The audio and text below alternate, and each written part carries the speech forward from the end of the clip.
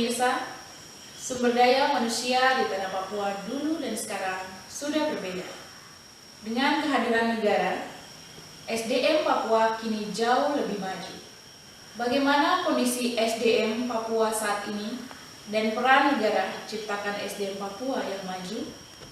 Episode sorotan kali ini akan menyoroti tentang kehadiran negara mencetak SDM Papua unggul dan berdaya saing. Bersama saya, Lucy Toang, inilah sorotan Matoa TV.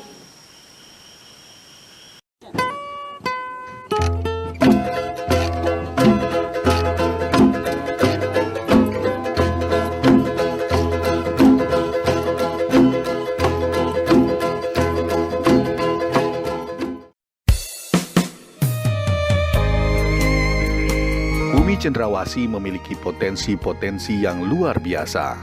Salah satunya sumber daya manusianya. SDM Papua memang saat ini tidaklah sama dengan dahulu.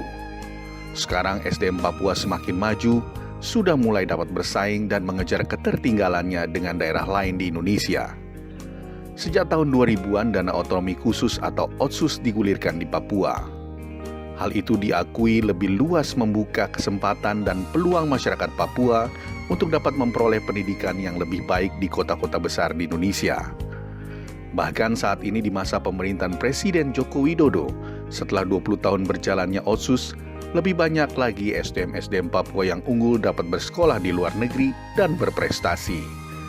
Tidak heran melihat dan mendengar anak-anak muda Papua mendapatkan gelar pendidikan dari universitas-universitas di luar negeri seperti Amerika Serikat, Australia, Inggris, Prancis, dan Rusia.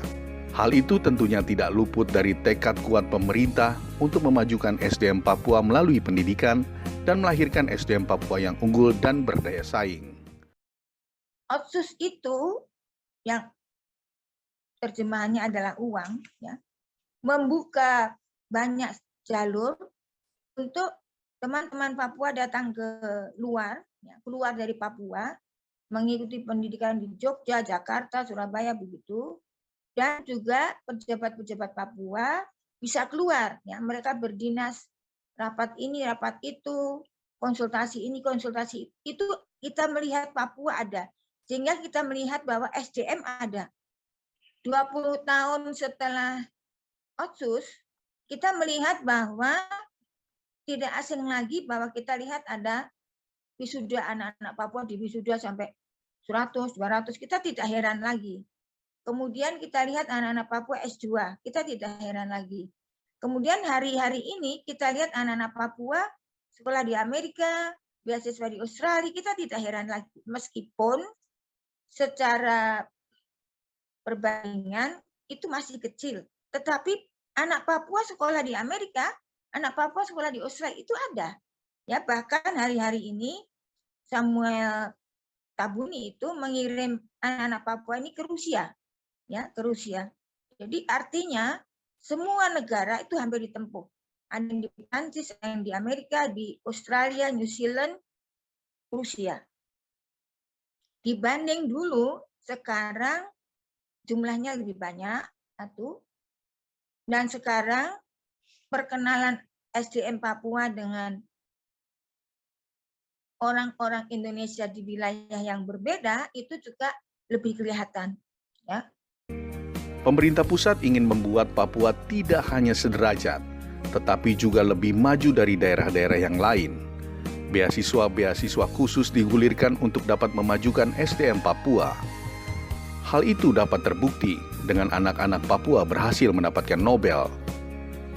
Hal tersebut tentunya dapat menjadi kebanggaan tersendiri bagi anak-anak Papua yang dapat berprestasi hingga ke dunia internasional. Anak Papua terbukti waktu mereka dilatih oleh Profesor Yohanes Surya, ya, mereka bisa punya Nobel semua, seperti George Saa itu, ya. George itu umur berapa? 19 kan 20 sudah meraih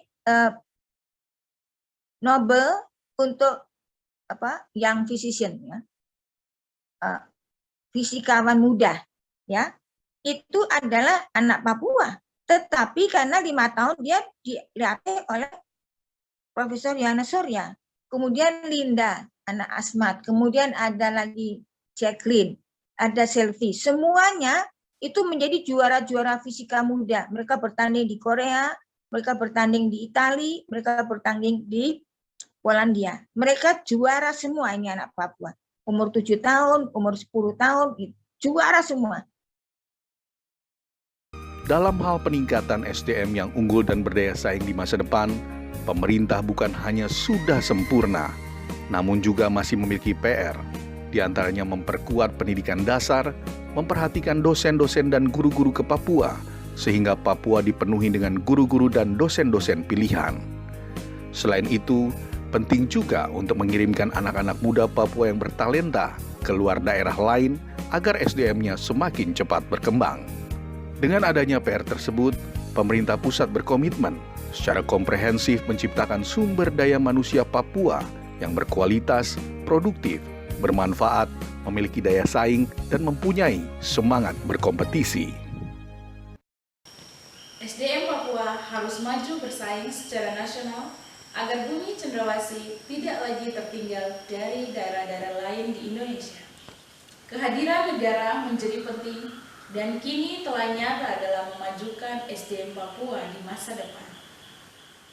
Demikian sorotan Matoa TV kali ini. Sampai jumpa.